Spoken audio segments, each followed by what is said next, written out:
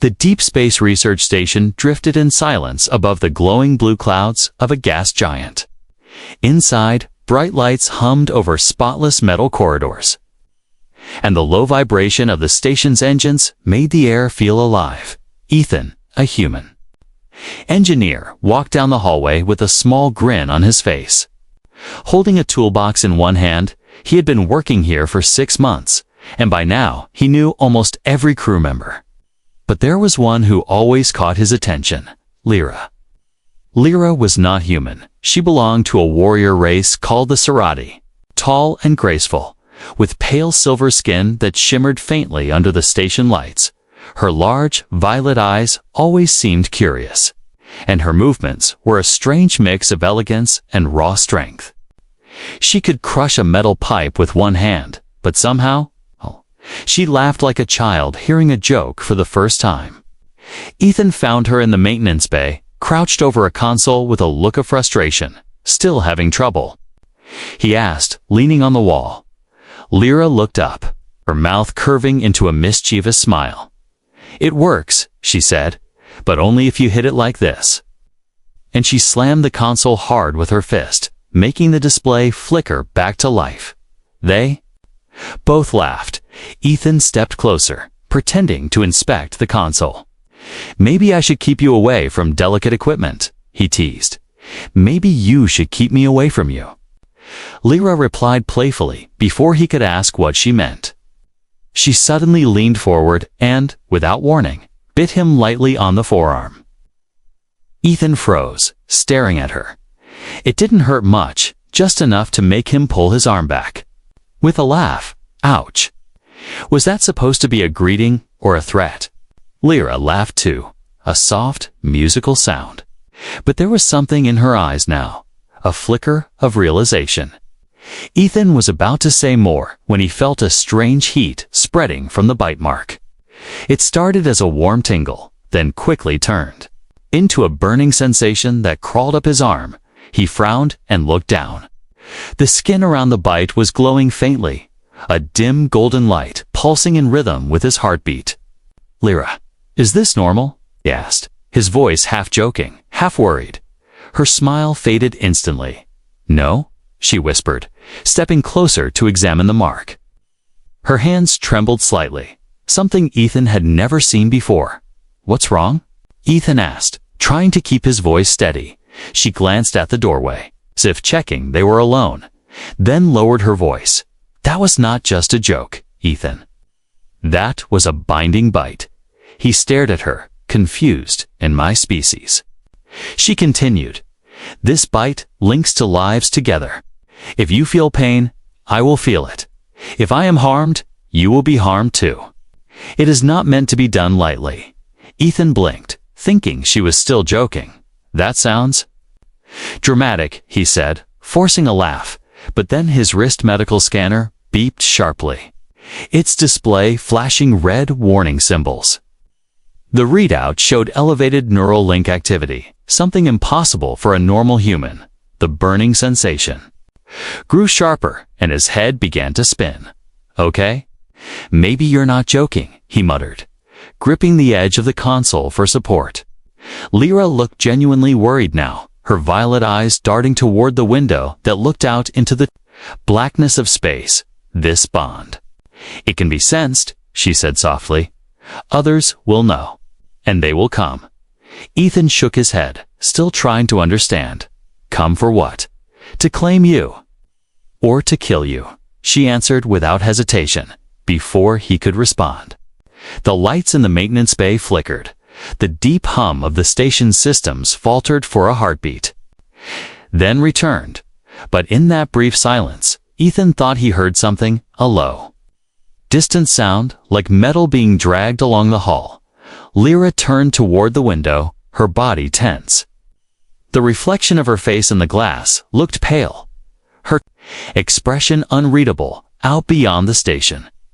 The gas giant's swirling clouds glowed faintly, casting shifting shadows across the stars.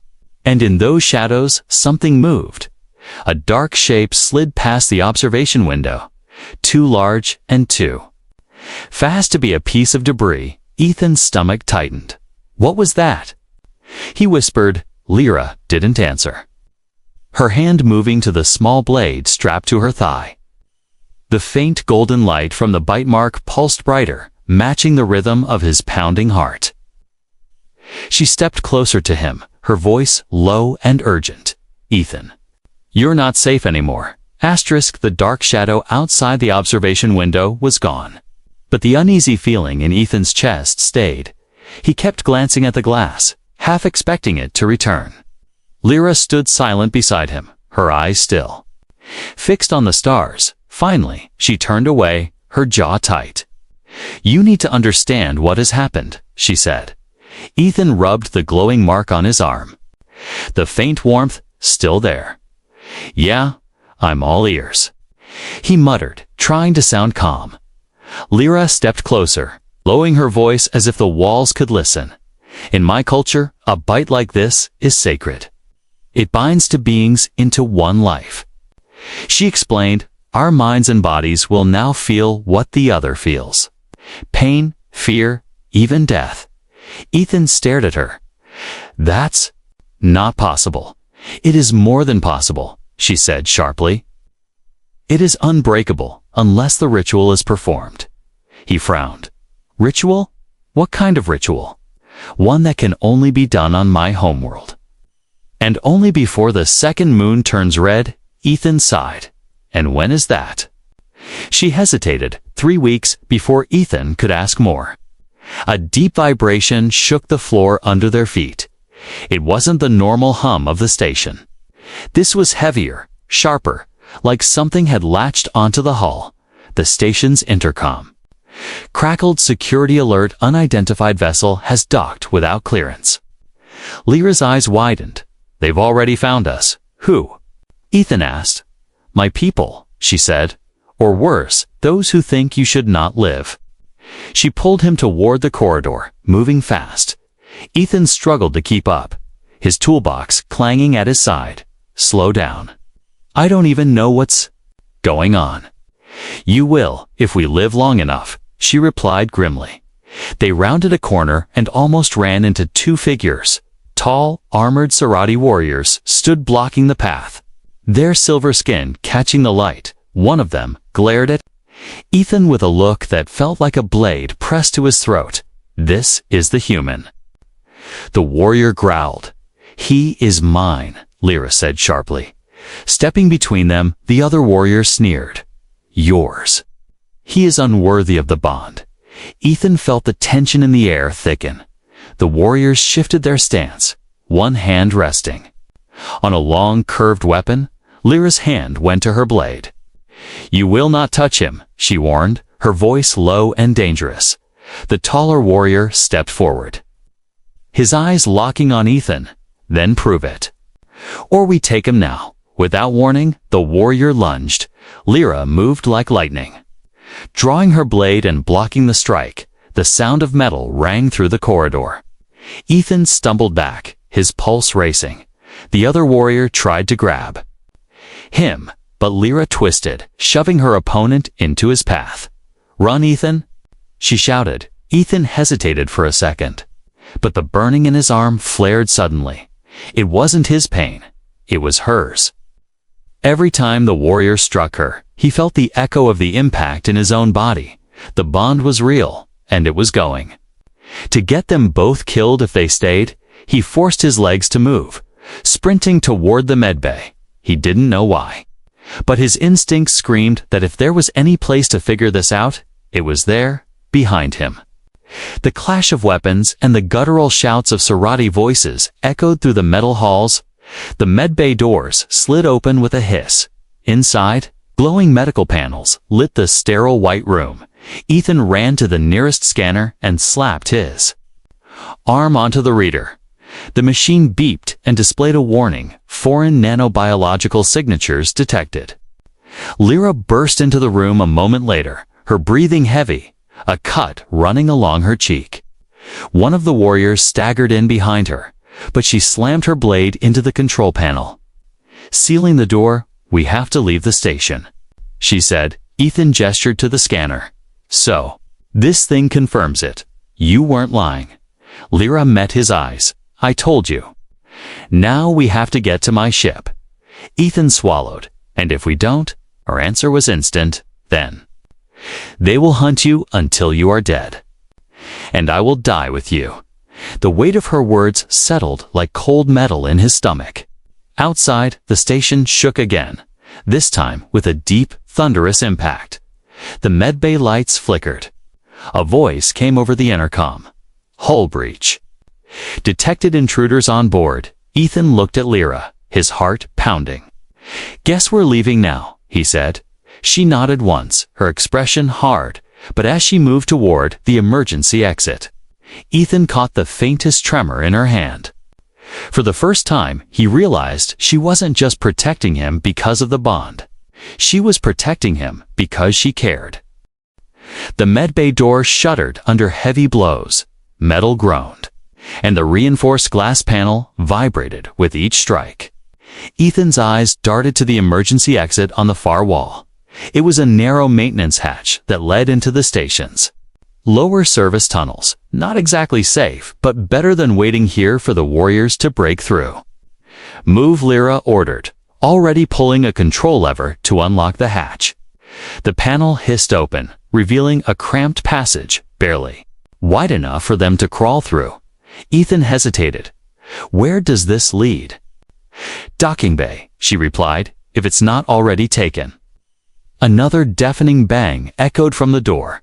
A sharp crack ran across the glass panel. Ethan didn't need more convincing. He grabbed his toolbox, more out of habit than logic, and dropped into the narrow tunnel. The air inside was stale, filled with a faint scent of old wiring and engine coolant. Lyra followed, sliding the hatch shut behind them, plunging the tunnel into darkness. A dim red emergency light flickered along the walls. They moved quickly, their footsteps muffled on the metal floor. Ethan's arm still burned where the bite mark glowed faintly. Every few seconds, a sharp stab of pain shot through it. When he glanced at Lyra, he noticed a thin line of blood running down her arm in the exact same spot. The bond wasn't just theory. It was happening with every breath. "What happened back there?" Ethan whispered. "They tried to cut me," she said simply. "So they cut you too. That's not going to make escaping easy," he muttered. Lyra didn't answer, her focus fixed on the winding path ahead. The tunnel sloped downward, the sound of distant alarms growing louder. They emerged into a service bay, a small, dimly lit chamber filled with maintenance drones. A large ventilation grate hung loose on one wall beyond it.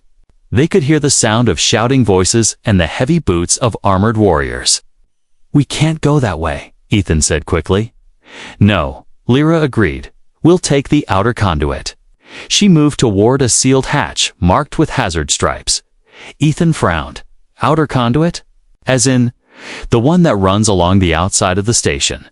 "Yes," she said, pressing her palm to the lock scanner.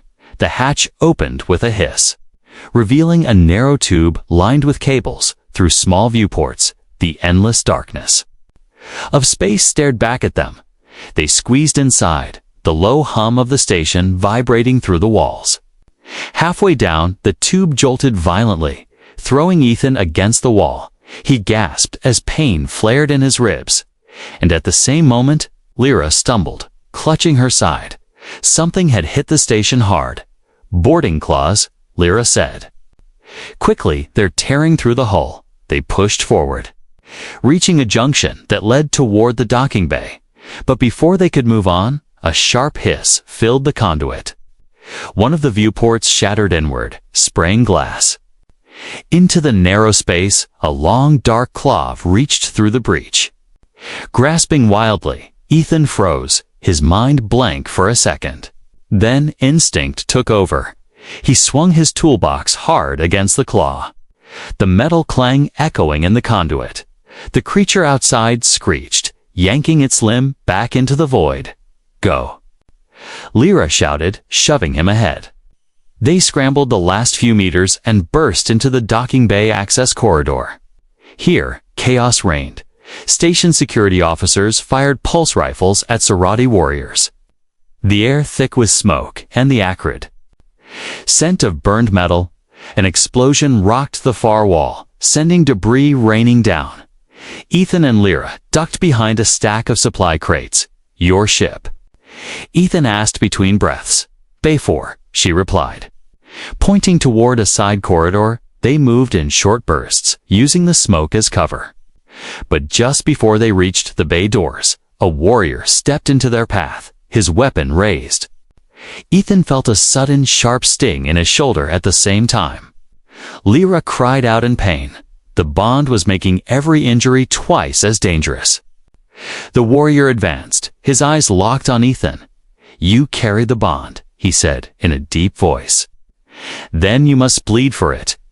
Lyra didn't wait for him to strike again. She lunged, her blade flashing in the smoky light. The two clashed. Steel ringing against steel, Ethan tried to move away. But the burning pain in his shoulder flared every time Lyra was struck. He stumbled, his vision swimming through the haze. He saw the warrior raise his weapon for a killing blow. Without thinking, Ethan grabbed a loose fuel canister from the floor and hurled it at the warrior's legs. The impact knocked him off balance, giving Lyra the opening she needed. With a swift strike, she cut him down. The moment he fell, the pain in Ethan's shoulder faded to a dull throb.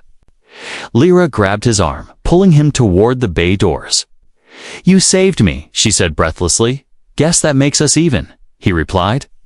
Though his voice was shaky, they reached the control panel and slammed it open, revealing her sleek, narrow ship inside. But before they could step forward, the station's AI voice blared through the speakers. "Hull breach, spreading docking bay integrity compromised." Ethan glanced at Lyra. "Tell me that means what I think it means." "It means," she said grimly, "we either leave now, or we die here." The docking bay groaned under the strain. Warning lights flashed red, bathing the metal walls in a pulsing glow. Smoke curled from the shattered panels above as the automated safety shutters struggled to close. But with the breach spreading, there wouldn't be much bay left to protect in a few minutes. Lyra pulled Ethan forward, their boots clanging on the deck. Her sleek ship, a long, sharp-edged vessel with glowing blue engine vents, sat waiting in the middle of the bay. It looked fast, but Ethan couldn't stop thinking about what might be waiting for them outside. "Please tell me that thing is armed," he said, his voice tight. "Armed, fast, and stubborn." Lyra replied without slowing. Behind them, shouts grew louder. Two more Serati warriors had entered the bay, weapons ready. Ethan's pulse spiked. The nearest warrior fired, and the energy bolt struck the floor inches from Ethan's feet. Sparks burst upward, forcing him to stumble aside. Lyra spun. Firing a compact plasma pistol she had drawn from her belt, the shot hit the warrior in the chest, sending him sprawling, armor smoking. The second warrior charged. Ethan didn't have a weapon, only the heavy toolbox still in his grip. As the warrior swung his blade, Ethan ducked low and rammed the metal box into his legs. The Serati roared. Falling forward, Lyra finished him with a swift kick to the head. No more time to waste. They reached the ship's ramp, which hissed open as they approached. The interior lights flicked on automatically, casting a pale glow over the narrow cockpit and small cargo hold. Lyra shoved Ethan inside first, then followed. Hitting the control to close the ramp, the ship sealed with a reassuring thud. "Strap in," she ordered. Sliding into the pilot's seat, Ethan dropped into the co-pilot chair. Fumbling with the harness, outside muffled through the hull, the sounds of battle and failing metal still reached them. Lyra's hands flew over the controls, and the ship's engines roared to life. The vibration rumbled through the floor, steady and powerful. The docking bay's outer doors were half closed from emergency lockdown. Lyra muttered something in her language, fingers tapping quickly across the navigation screen. "Hold on," she warned. The ship lifted from the deck, engines flaring brighter. Then, with a sudden burst, they shot forward toward the narrow gap in the closing doors. Ethan's breath caught. The hull scraped the edge of the doorframe as they squeezed through, a shower of sparks trailing behind them. Then, they were in open space, a black sea scattered with the cold light of distant stars. The gas giant below spun lazily, its massive clouds shifting like slow waves. For a brief second, Ethan felt relief. Then the sensors beeped sharply. A red warning appeared on the screen in front of him. Incoming vessels, he read aloud. Lyra's jaw tightened. They're fast. 3. Sarati warships appeared from behind the planet's shadow, their long, jagged hulls glinting in the dim light. They're locking weapons, Ethan said, his stomach sinking. Lyra's fingers danced over the control sticks. We can't outrun them in a straight line, she said. We'll use the gas giant before Ethan could question her. The ship dove downward toward the swirling atmosphere below. The warships followed, their weapons firing bright streaks of energy through the dark. Ethan gripped the edge of his seat as the first shots grazed their shields, sending ripples of light across the view. The air outside shifted from black to a deep golden haze as they entered the planet's upper atmosphere. Static crackled across the hull, the sound like a storm pressing against the walls. The warships hung back slightly, their shots less accurate in the thick clouds. But they didn't retreat. They won't stop, Lyra said, her voice steady but low. They think. Killing you will break the bond. Will it? Ethan asked. Yes, she said, glancing at him, but it will also kill me. A sharp jolt rocked the ship. One of the enemy shots had struck their left wing, tearing away part of the stabilizer. Alarms blared and the control panels flashed. Red Lyra gritted her teeth, forcing the ship into a steep climb. They burst upward through the clouds, breaking free into space again. Only now they were behind the warships. Ethan's eyes widened. Wait, did you just... Yes, she said, her lips curving slightly. Now we attack. She pressed a series of switches. And the ship's concealed cannons extended from the hull. With precise aim, she fired. The first volley striking the nearest warship's engines, sending it spinning into the planet's pole. The second ship tried to turn, but Lyra's next shots crippled its weapon systems. The third warship broke formation and fled, disappearing into the darkness for a moment. The cockpit was filled only with the steady hum of the engines. Ethan exhaled slowly. You? Our terrifying Lyra allowed herself the faintest smile. And you're still alive. But the smile faded quickly. This was only the first group, she said. More will come. We have to reach my homeworld before the red moon. Ethan leaned back, his arms still aching faintly from the bond. He didn't know what awaited them there, but he was starting to understand one thing. Whatever this bite meant, it was changing everything. The journey to Lyra's homeworld was tense. Ethan sat in the co-pilot seat, staring at the swirling blue and white tunnel of hyperspace outside the viewport. For hours, neither of them spoke much. The hum of the engines filled the silence. But the bond between them carried unspoken weight. Every small ache, every flicker of anxiety passed between them like faint echoes. When the ship finally dropped out of hyperspace, Ethan's breath caught. Before them hung a massive world bathed in silver light, its oceans gleaming like mirrors. Jagged continents stretched across its surface, dotted with glowing cities. It's beautiful, Ethan murmured. It's dangerous, Lyra replied quietly. Her hands tightened on the controls as they entered the planet's atmosphere. They landed on a wide landing platform carved into the side of a towering cliff. Beyond it, Ethan saw a sprawling city built into the rock, with bridges and towers connected by glowing energy walkways. The air shimmered faintly, and he realized there was a protective barrier surrounding the entire city. This is Sarathas's prime, Lyra said, unbuckling her harness. We are going before the High Council. Armed guards were waiting as they stepped off the ship. Their armor gleamed under the pale light. and their violet eyes followed Ethan's every move. He felt small under their gaze. But Lyra walked forward with her head high.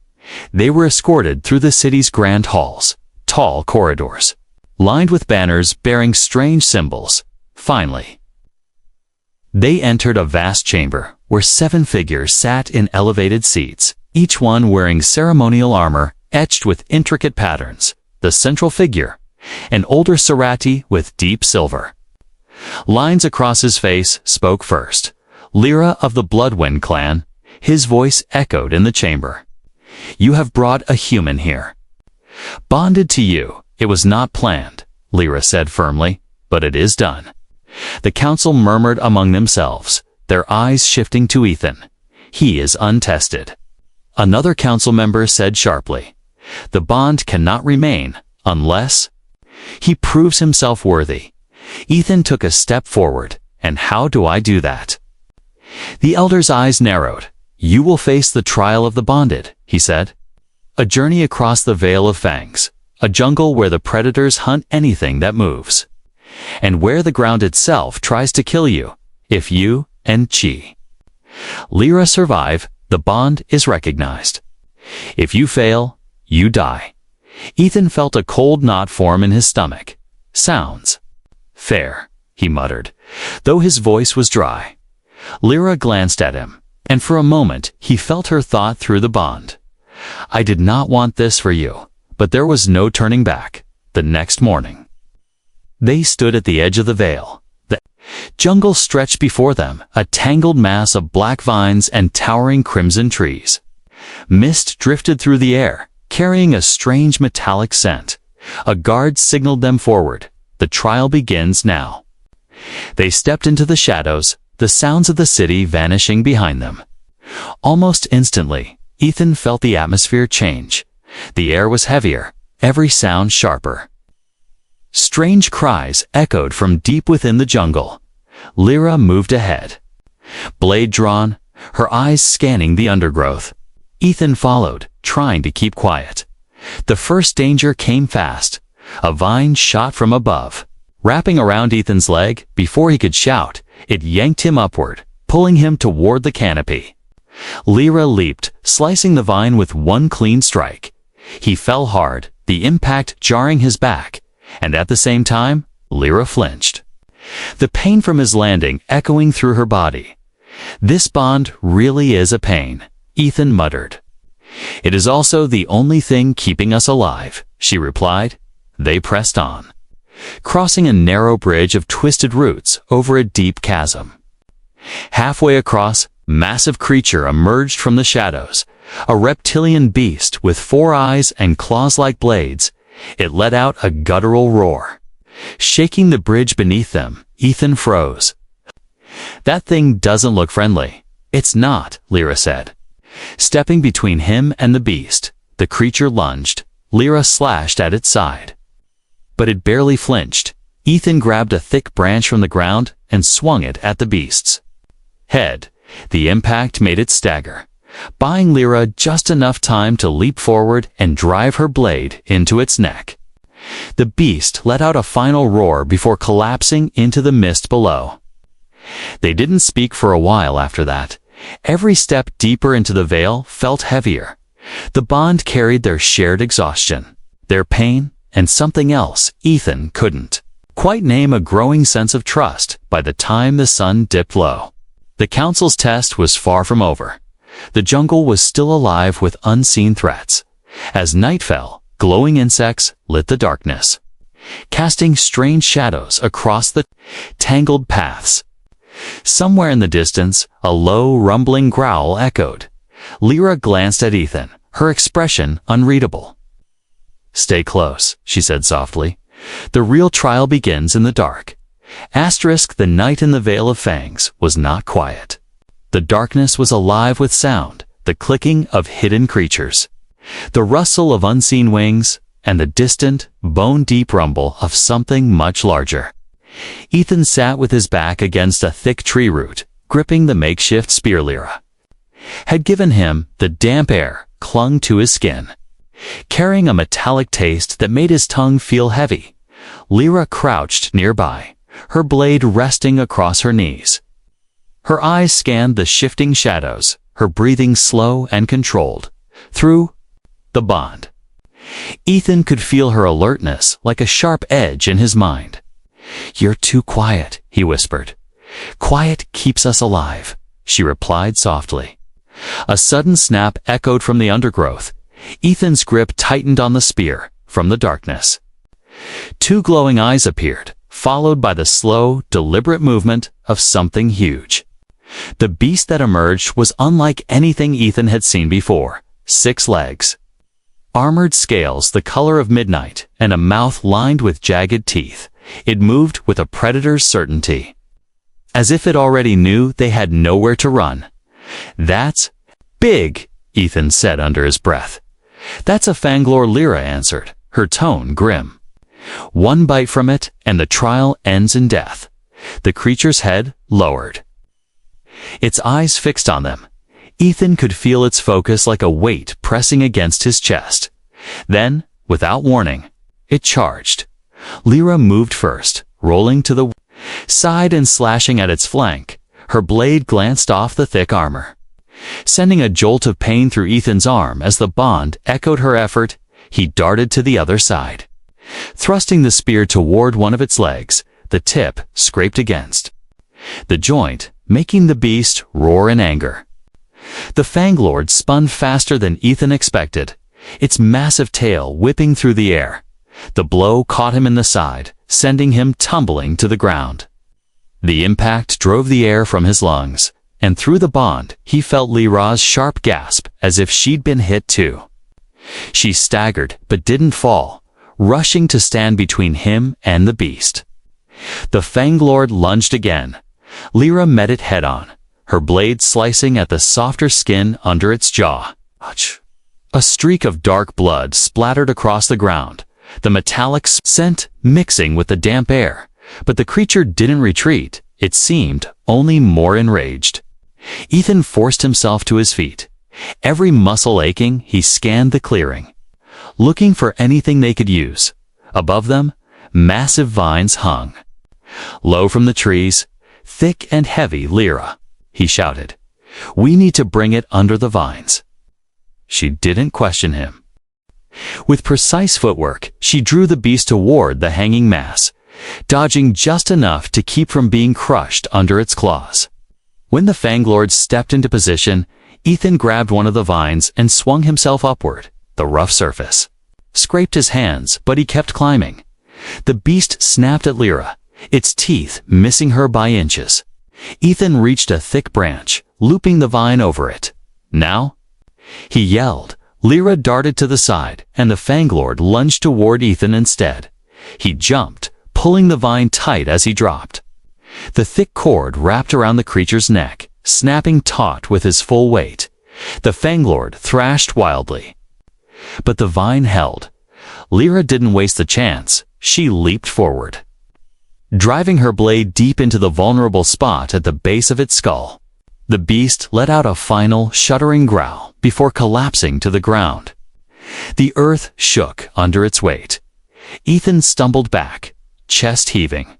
Through the bond, he felt Lyra's exhaustion matching his own. For a moment, neither of them spoke.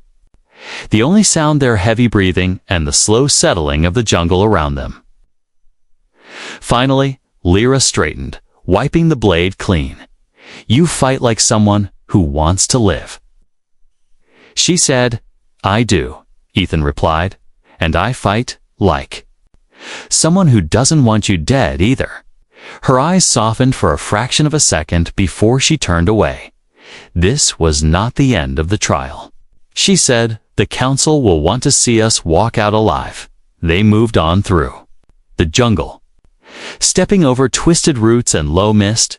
Every shadow seemed to move, but no predator dared approach after the Fanglord's fall.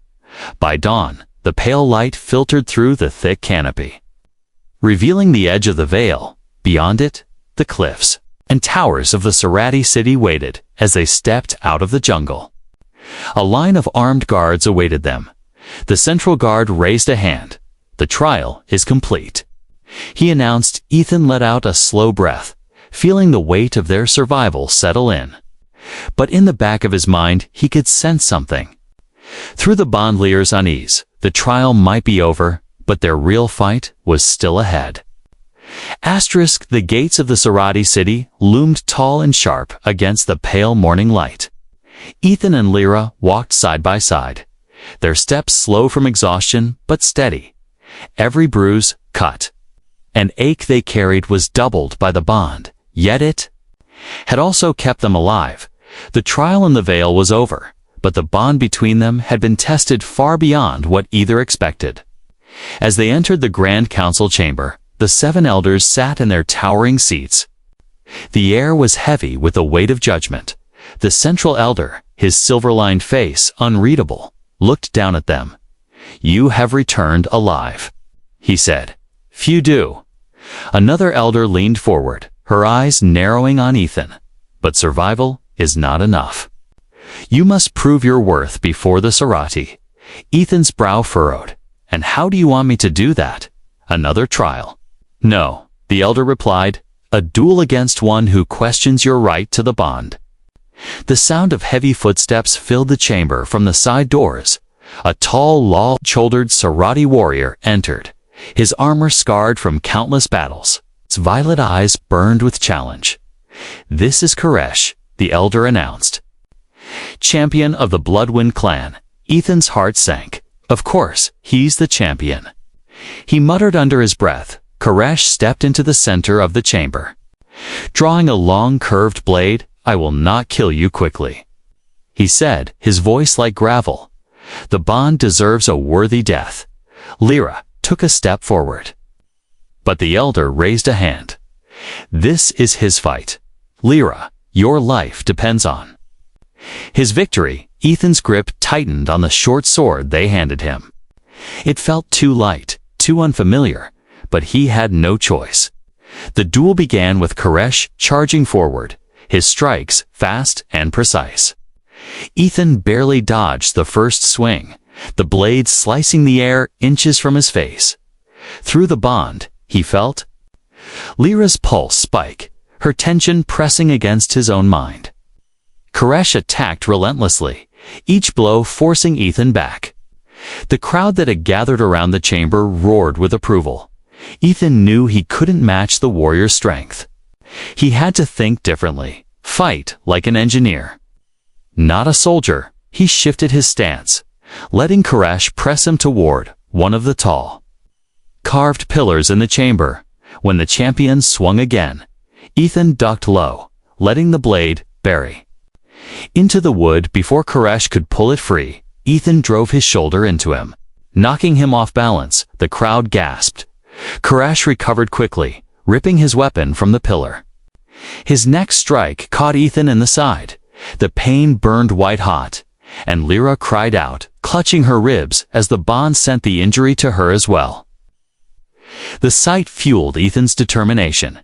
He couldn't let her take any more hits because of him. When Koresh came in for the final blow, Ethan stepped into the attack. Instead of away, he twisted his blade upward, catching the curve of Koresh's weapon and locking it in place.